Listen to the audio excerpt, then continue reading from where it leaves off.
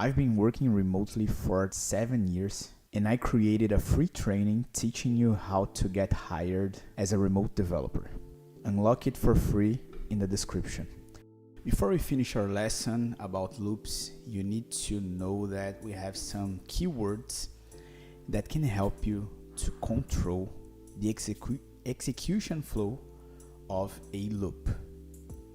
Any loop, while, for, nested loop, combining both, anyway. And not just this type of flow, because these keywords you can use to control the flow of your application itself. Alright, in any part of your code you can use these keywords. You are going to understand how they work. I'm going to apply them in the loops. Alright, some of them are more often used in loops, but you can also use these keywords in conditions and any type of logic flow that you need to control the execution. You're going to understand when we apply this. So the first keyword that I want to show you is the break keyword, right? The break keyword immediately breaks the flow. All right.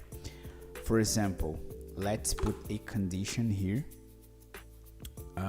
that simulates one topic that is forbidden to study.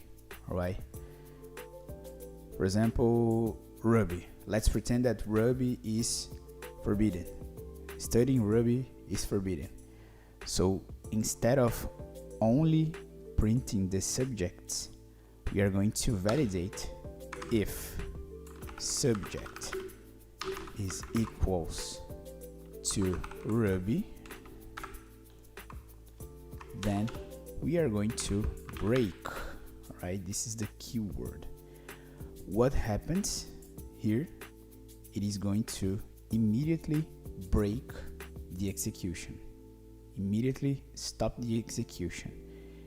We are going to see that Ruby is like in the middle of the items that are going to be accessed, right? So it is going to run here, here, here, and here normally. But when it finds this position, it is going to stop our loop. So let's run and see what happens. And we can see that we have printed Python, Java, C#, but on Wednesday we only have COBOL. We don't have Ruby. Why do we have the other topics? Because we are using a nested loop, right? So we have this loop right here, and this loop, when it finds Ruby, it breaks. If we had like another languages here, for example, Go, Delphi, you're gonna see that the output is going to be the same, right? We can see here that on Wednesday only prints COBOL. Okay, so that's how the break keyword works. In this case, we could see the other languages because of the nested loop. So this loop was affected by the break keyword, but this outer loop was not. The other situation here is, what if we didn't want to break the loop, but we want to alert that this language is forbidden? For example, we could just print here, remember that Ruby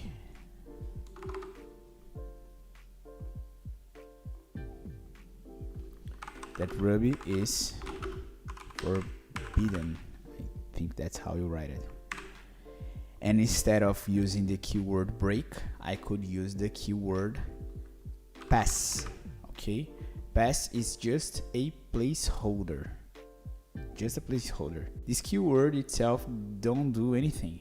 It's just a placeholder to say that we could control the flow here. This is like a attention point in my flow, and that's why we are printing this log here. Remember that Ruby is forbidden, but we are not going to do anything. We're not going to interfere in the flow itself. Okay, so let's run and see that now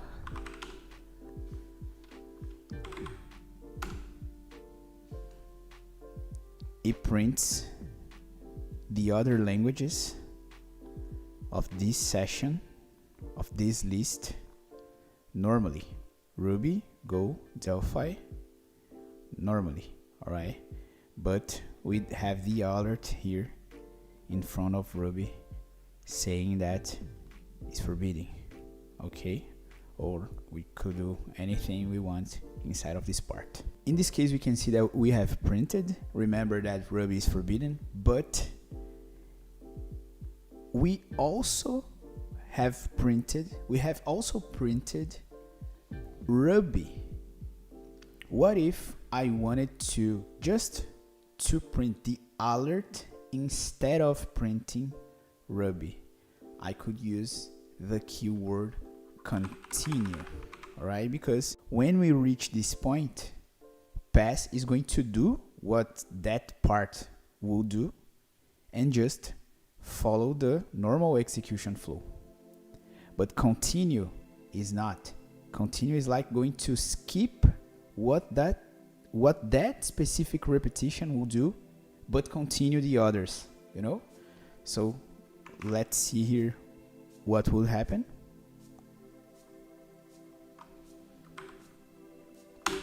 Python loops, let's see what happens here. We can see COBOL, the alert.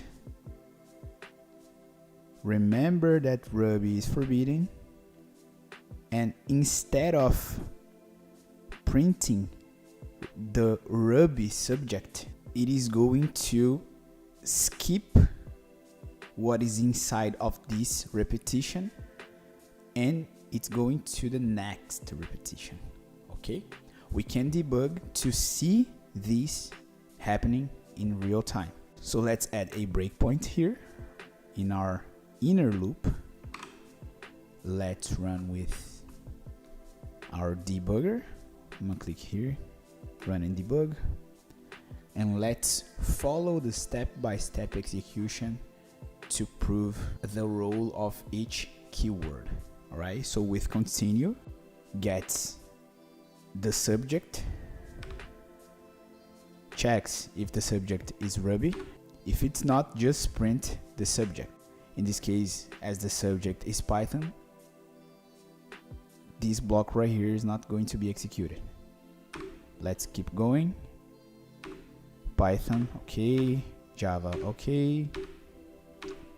C#, okay. So the first line printed successfully. Let's go to the second line. Now we are not on Monday anymore. Now we are on Wednesday. Let's get the subject. Let's check if it's Ruby. It's not. It's COBOL. So it's going to print.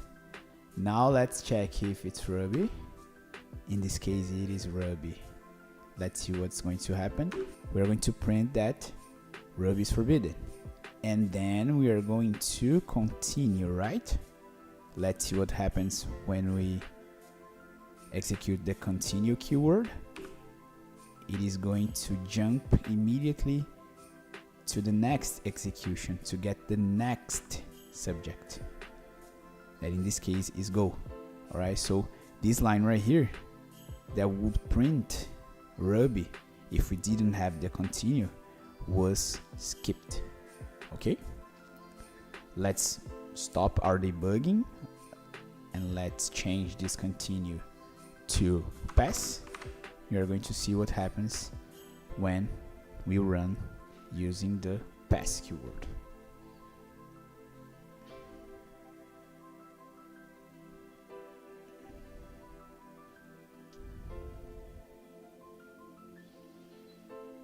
Alright, let's cut the explanation because we already saw what is going to happen in the first line. Let's go to our second line. Alright, we are on Wednesday. First subject is not going to fall in this scenario. It's not going to enter this scenario because it's COBOL. But now we are in the scenario because it's Ruby. Let's see what happens. Print, remember that Ruby is forbidden, and pass. Same thing as not having a keyword. Just went to the next line, okay? And printed Ruby. Alright? And to finish the demonstration, let's break.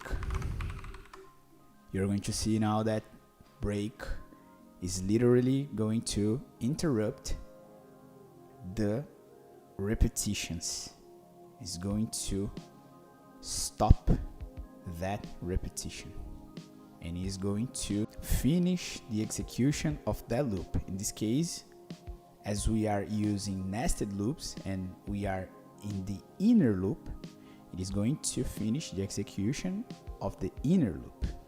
But we know that it is going to go back to the outer loop, and this outer loop is going to make the inner loop run again with the next day. Alright? So let's demonstrate what happens with break. Now Ruby, not Ruby,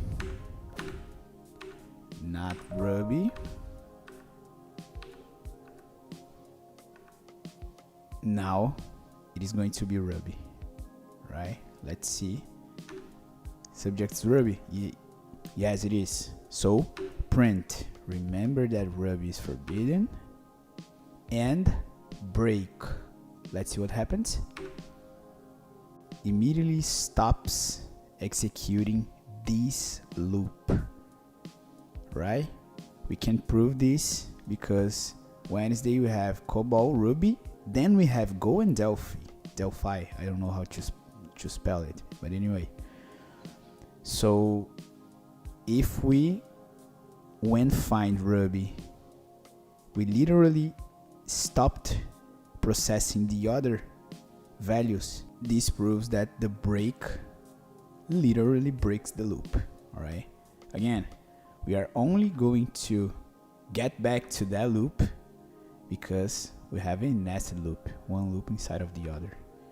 And even going back to that loop, we are going to iterate over this day, not this day.